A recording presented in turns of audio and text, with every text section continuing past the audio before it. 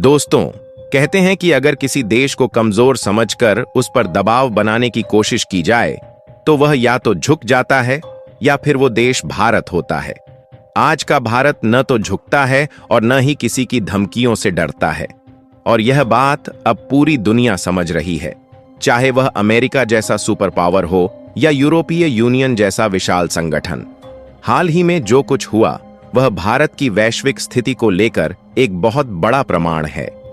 यूरोपीय यूनियन ने रूस पर लगाए गए प्रतिबंधों के तहत भारत की एक प्रमुख रिफाइनरी नायरा एनर्जी लिमिटेड, जो गुजरात के वडिनार में स्थित है, उसे भी अपने दायरे में ले लिया।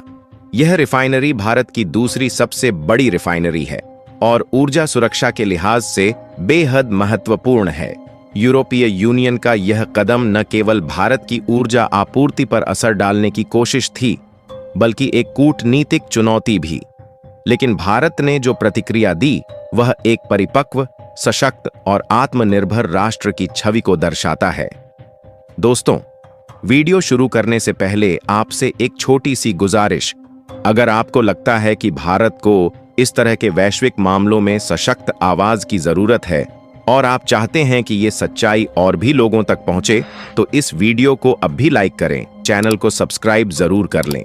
अब आइए विस्तार से समझते हैं कि आखिर यूरोपीय यूनियन ने ऐसा कदम क्यों उठाया और भारत ने इसके जवाब में क्या किया। यूरोपीय यूनियन की रणनीति और भारत को निशाना बनाना।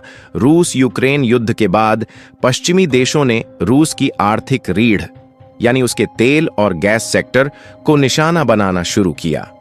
अब तक रूस पर 17 बड़े प्रतिबंध लगाए जा चुके हैं।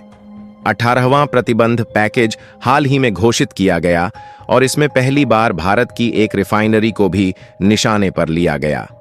यह रिफाइनरी नायरा एनर्जी भारत की ऊर्जा प्रणाली में एक केंद्रीय भूमिका निभाती है।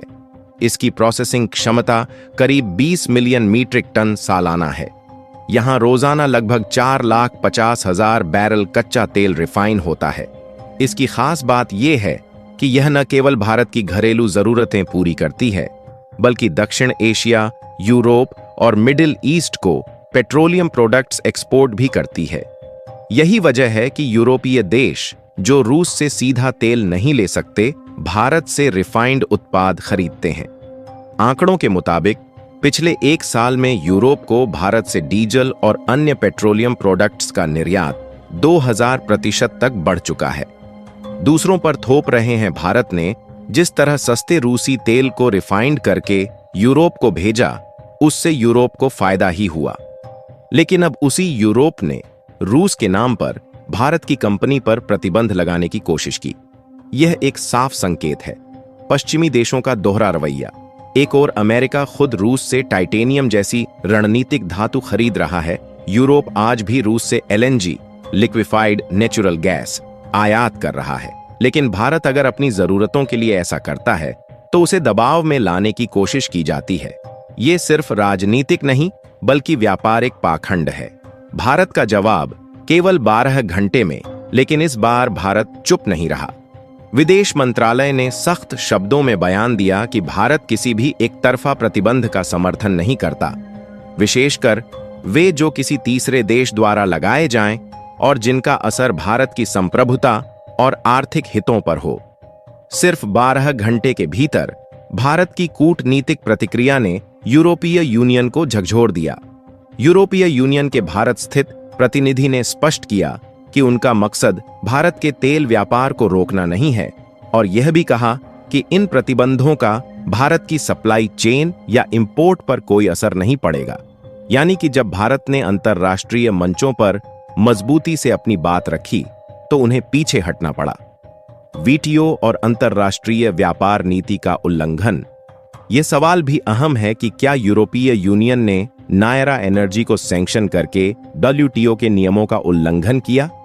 अंतर्राष्ट्रीय व्यापार की बुनियादी नीति कहती है कि कोई भी देश किसी तीसरे देश के वैध व्यापार को बिना ठोस आधार के बाधित नहीं कर सकता। भारत ने ना तो किसी प्रतिबंध का उल्लंघन किया है, ना ही किसी अवैध गतिविधि में शामिल है।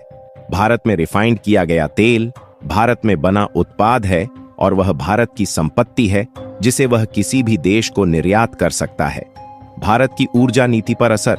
यूरोपीय यूनियन का यह कदम भारत की ऊर्जा रणनीति को सीधा निशाना बनाता है। लेकिन अब भारत केवल एक तेल उपभोक्ता देश नहीं रहा, वह एक वैश्विक रिफाइनिंग हब बन चुका है। भारत की कई रिफाइनरियां Reliance, Indian Oil, HPCL, BPCL दुनिया भर के बाजारों को पेट्रोलियम उत्पादों की आपूर्ति करती है। इस स्थिति में यूरोपीय प्रतिबंध केवल भारत नहीं बल्कि पूरे वैश्विक ऊर्जा व्यापार को अस्थिर कर सकते हैं। क्या भारत पीछे हटेगा? बिल्कुल नहीं। भारत ने स्पष्ट किया है कि वह अपनी ऊर्जा जरूरतों को किसी के इशारों पर नहीं चलाएगा, चाहे वह अमेरिका हो या यूरोपीय यूनियन। भारत अपनी प्राथमिकताओं को ध्यान में रखते हुए ही निर्णय लेगा और इसमें रूस से तेल खरीदना शामिल है तो वह जारी रहेगा। रूस भारत ऊर्जा संबंध, बढ़ती निर्भरता। रूस भारत के लिए आज सबसे बड़ा तेल आपूर्तिकर्ता बन चुका है।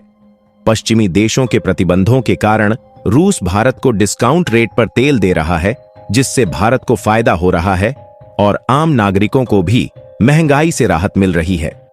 लेकिन यही बात पश्चिम को खटक रही है। उन्हें लगता है कि भारत की यह नीति रूस को अप्रत्यक्ष मदद दे रही है, जबकि सच्चाई यह है कि भारत केवल अपने हित में काम कर रहा है, जैसे हर संप्रभु राष्ट्र करता है। भारत की विदेश नीति का नया चेहरा आज का भारत केवल प्रतिक्रिया नहीं देता, वह नीतिगत स्टैंड लेता है। और जब तक उस नीति में कोई नैतिक या वैधानिक दोष नहीं है, भारत उससे पीछे नहीं हटता। इस मामले में भारत ने दुनिया को दिखा दिया कि आर्थिक दबाव, डिप्लोमैटिक धमकियां और प्रतिबंधों का डर अब इस देश पर असर नहीं डाल सकता। इस पूरे घटनाक्रम ने एक बात साफ कर दी है, भारत अब वैश्विक पावर बैलेंस में एक निर्णायक भूमिका निभा रहा है। न सिर्फ एशिया में बल्कि यूरोप, अमेरिका और वैश्विक मंचों पर भी भारत की भूमिका को हल्के में नहीं लिया जा सकता। अब देखने वाली बात यह होगी कि भारत क्या नए ऊर्जा व्यापार विकल्प तलाशेगा। क्या BRIC और SCO जैसे संगठनों में भारत की भूमिका और मजबूत होगी? क्या रूस, भारत और ईरान मिलकर एक नया ऊर्जा कॉरिडोर बनाएंगे? ये सवाल अब भारत के सामने हैं और शायद इनका जवाब आने वाले महीनों में हमें दिखने लगेगा। अगर आपको यह जानकारी उपयोगी लगी हो तो इस वीडियो को एक लाइक जरूर दें। कमेंट में बताइए कि आप भारत की इस विदेश नीति के बारे में क्या सोचते हैं। और अगर आप ऐसे ही ज्ञानवर्धक और राष्ट्रहित के वीडियो देखना चाहते हैं तो चैनल को सब्सक्राइब करके बेल आइकन दबा दीजिए ताकि हर अपडेट सबसे पहले आप तक पहुंचे। जय हिंद, जय भारत।